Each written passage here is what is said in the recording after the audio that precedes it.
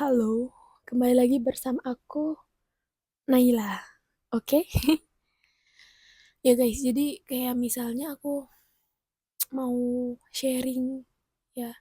Sebelumnya tuh aku bakal ada vlog ya kan yang hadir setelah aku baru balik Idul Adha kemarin. Idul Adha aku di Wonosari dan di situ aku banyak banget dapetin experience dan pelajaran-pelajaran ya yang aku ketahui gitu yang sebelumnya tuh aku nggak tahu kebudayaan mereka, ada yang namanya banyak deh jatilan apa segala macam rasulan. Nah itu emang udah ciri khas daerah mereka gitu kan. Nah di sisi lain aku pengen sharing kayak apa ya, every every people, everyone gitu kan memiliki kesempatan yang sama, tapi di sisi lain kita juga mendapatkan apa ya, kesenjangan gitu guys. Semua orang berhak mendapatkan informasi yang sama, semua orang berhak mendapatkan eh, kehidupan yang sama, tapi nggak semua orang bisa dapatkan itu gitu loh. Di situ udah ada gap namanya. Nah, gap yang paling paling apa ya, paling paling bahaya menurut aku itu adalah gap dari pikiran kita sendiri. Ya, pikiran kita sendiri yang membuat itu jadi masalah. Masalah yang gede, masalah yang mungkin nggak nggak bisa kita atasin kecuali kita bisa merubah perspektif, merubah mindset itu guys. Karena kalau aku rasa kayak penduduk-penduduk desa pelosok yang mungkin kehidupannya itu adem ayem tentram gitu kan. Eh, Cuman untuk ya udah sekolah SMA, kuliah nggak kuliah ya udah, terus langsung aja nikah gitu, nikah punya rumah punya anak. Oh my god, itu sesimpel desa, apa ya, sesimpel orang-orang desa. Aku nggak bisa pungkiri kalau aku juga sebenarnya orang desa. Aku desa, oke, okay, let's say aku tinggal di, aku jauh dari kota, 1 jam rumah aku dari kota. Nah itu 1 jam rumah aku dari kota. Terus kalau dari pusat kotanya Medan sendiri itu 2 jam harus menempuh tol. Kalian tahu sedang berada di Gunung Menako itu sangat desa ya teman-teman ya. Bahkan sekecil-kecilnya Wonosari yang pernah aku datangin itu lebih kecil lagi desaku. Bahkan Indomaret aja nggak ada gitu loh. Indomaret aku harus tempuh 45 menit lagi untuk sampai Indomaret dari rumah aku. Aku harus tempuh 1 jam lagi, 1 jam setengah untuk dapat bioskop. Aku harus tempuh, pokoknya perjalanan dari rumah aku tuh emang sangat-sangat terpencil gitu loh. Tapi aku nggak bisa bilang juga kayak apa ya, mereka mereka bukan yang gimana ya, ya ya seperti itu, hanya adem, udah kita kumpul bareng sini makan nggak makan gitu. Itu mindset yang aku dapatkan ketika bertemu sama mereka ya. Kayak senang aja gitu, senang mereka berkumpul bareng sama-sama, tapi makan nggak makan, kenapa harus ada kata-kata itu gitu. Sesusah-susahnya, walaupun emang apa ya, sesusah-susahnya manusia, ya janganlah sampai ada kesenjangan. Makan nggak makan yang penting kita kumpul. Itu namanya bukan apa ya, menggerakkan gitu loh. Kalau kita emang sayang sama keluarga atau kita sayang sama apa ya, jangan sampai apa ya, ya itu yang penting di sini sama-sama, susah senang sama-sama, nggak bisa kayak gitu. Ya menurut aku nggak apa-apa kita keluar dari zona kita, kita keluar dari lingkungan kita untuk nantinya bakal membantu keluarga gitu loh, membantu keberlangsungan hidup. Toh untuk apa kita bersama tapi kita nggak bisa saling berbagi gitu kan. Gitu nggak sih teman-teman? Jadi aduh, kayak mindset-mindset yang kayak gitu tuh aku temukan emang di daerah pedesaan-pedesaan gitu sendiri, yang kayak emang berkumpul, nikah sesama teman dekat dan lain sebagainya, kemudian berkumpul jadi satu. Ya udah, jadi satu desa itu emang mereka semua gitu. Kadang juga mungkin ada sih yang pastinya eh, keluar kota, kayak mungkin merantau dan lain sebagainya. Tapi di desa itu sendiri kayak keberlangsungan itu kurang gitu loh.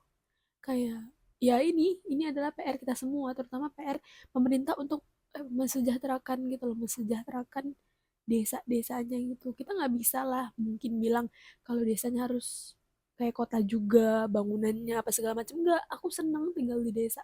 Kayak slow living, bener-bener slow living yang oh my god, ini slow kayak nggak ada apa ya pergerakan gitu.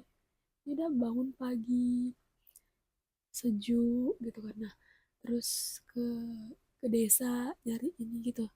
Tapi pendidikan dan apa ya? Pendidikan dan sumber daya manusianya itu perlu ditingkatkan lagi dalam segi itu di pemikiran tadi.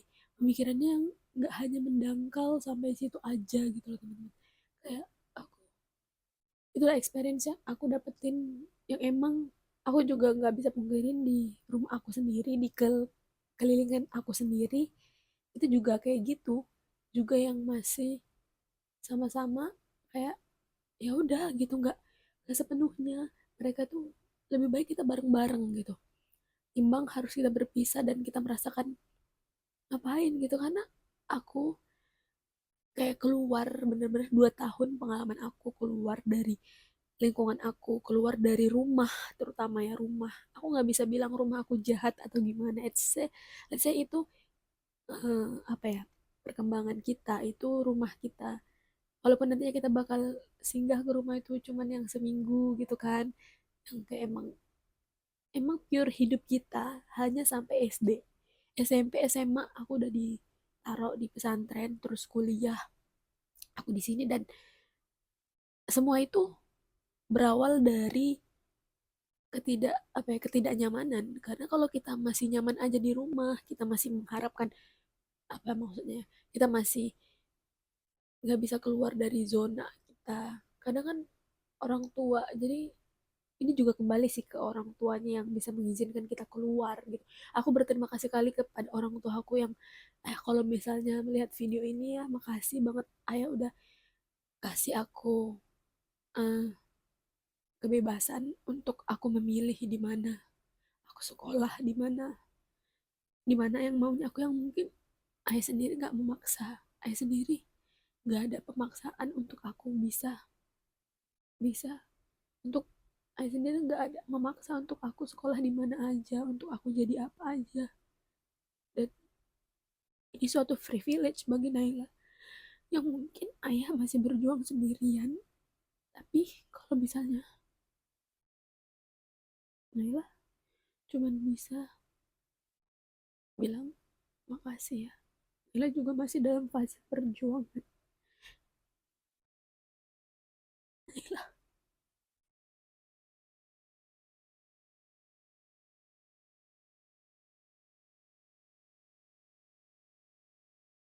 Naila masih tetap sama masih anak ayah yang dulu tapi Naila terus ingat kata-kata ayah kalau nggak ada yang bisa menolong dirimu kecuali dirimu sendiri bahkan ayah juga nggak bisa menolong Naila kan Naila tahu jadi suka duka Naila di sini Naila tetap jalani karena ayah terus support Naila tapi Naila nggak bisa nolong Naila gimana ayah cuma jadi wasilah Tuhan mengantarkan Naila sampai sini begitu juga dengan ibu ibu udah tenang di sana Naila yakin tapi Naila mungkin belum bisa buktiin apa-apa ke ibu sama ayah Naila janji Naila bisa jadi orang yang berguna orang yang bisa bermanfaat orang yang bisa membantu orang banyak makasih ayah ibu makasih udah bimbing Naila udah antarkan Naila sampai sini Naila lanjutkan dan Naila lanjutkan di umur Naila yang 20 tahun ini semoga Naila bisa dan Naila harus yakin kalau Naila bisa berjuang dan bermanfaat selama 10 tahun ke depan dan di umur Naila yang 20 tahun ini sampai 10 tahun Naila harus ada pergerakan dan pasti Naila pastikan Naila bisa menjadi orang yang bermanfaat bagi orang banyak. 5 tahun ke depan, 10 tahun ke depan, video ini akan menjadi saksi Naila, pertumbuhan Naila yang sesungguhnya. Terima kasih Ayah, Ibu. Terima kasih Allah. Terima kasih teman-teman yang udah nonton. Mungkin aku hanya buka ruang untuk diriku sendiri. Kalau kalian suka, boleh subscribe. Kalau kalian ada komentar, silahkan aja di komen. Let's say aku bertumbuh dalam diriku, dan bagi teman-teman yang mau tumbuh bersama, kita boleh saling sharing aja di kolom komentar tentang kesenjangan tadi mungkin atau yang lainnya. Dan ini adalah alasan aku membuat video, salah satunya hidup aku udah 20 tahun, jadi aku membuat. Terima kasih. Thanks for watching guys, and see you in the next vlog.